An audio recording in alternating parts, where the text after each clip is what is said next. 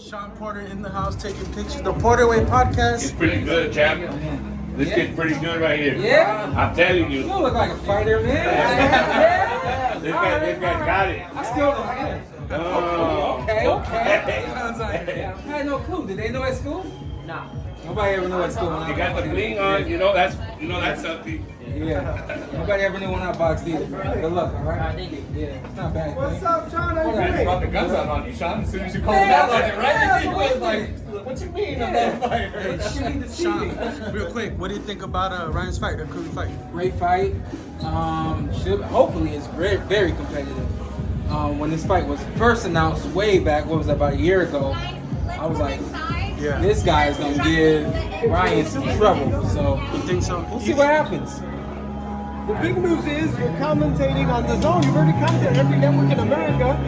How exciting is that? It's not the first time, right? Not every network. It's not the first time. It's been fun working with the Zone, and I have an agency that I work with, but with the Zone, I specifically text my contact there and say, hey, bring me back whenever you can. I do really like working with the Zone. Ryan Fortuna, I don't think it goes past 4. What do you think? It's more than 4. More than 4. I like to see a very fresh Fortuna. Fresh Fortuna is going to give Ryan Garcia some problems. I mean, I don't know. I hate making predictions. I do think it'll go more than 4 because I just think that Fortuna's got more than enough experience to make sure he tames this young lion for up to 4 rounds at the least, But once you get into round 7, I think that's where it's actually gonna get interesting. We'll learn a lot about both fighters then. I don't think we'll learn things about Fortuna, but we'll definitely be able to learn about Garcia if this goes 7+ rounds. We'll be able to learn a lot about Ryan. If he handles things on Saturday, man, does it really make sense to make that Gervonta Davis fight this year next? He feels that December is a good day for it. Both of the teams he claims are talking. Is that fight is it ready to be done, or do you think that it can still be marinated a little bit more in terms of like financial how it could succeed? I'm gonna give my honest answer. You guys have to consider who's making the call here, and this is really Ryan is the one calling out Tank, and he's the one really pushing for this fight. True. So what's early to us could be right on time for Ryan.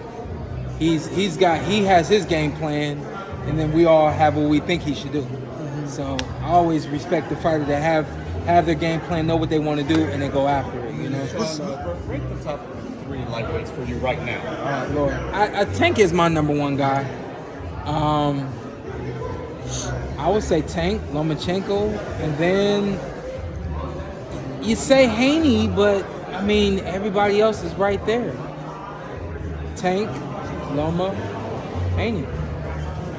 Everybody else is right there. You think Devin Haney fights Lomachenko in October? That'd be tight. He hinted at the That'd be combustion. tight. Every fight's great, and given there's no injuries in these fights, even win or lose, like the loser should be fighting somebody else. The loser's not supposed to go down the ladder.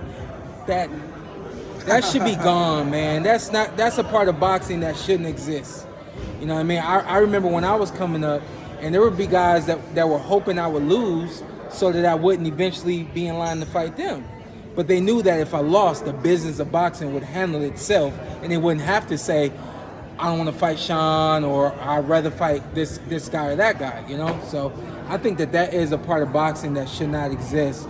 If a guy like Ryan Garcia loses to a guy like Lomachenko or loses to Tank Davis, if Ryan isn't injured and Ryan says, hey, everything still is clicking the way I wanted to click, put him in the ring with Haney. Because even though he lost to Tank, he could be Haney. You know what I mean? Like, every fight's great, and we be robbing ourselves if we say that this fight isn't worth something because we see one of the guys lose. You know what I'm saying? But there are exceptions. No one lost to Salido, no one holds it against him. He lost to Teofimo, no one holds it against him. They say pound for pound, fight the best, right? Yeah. One more.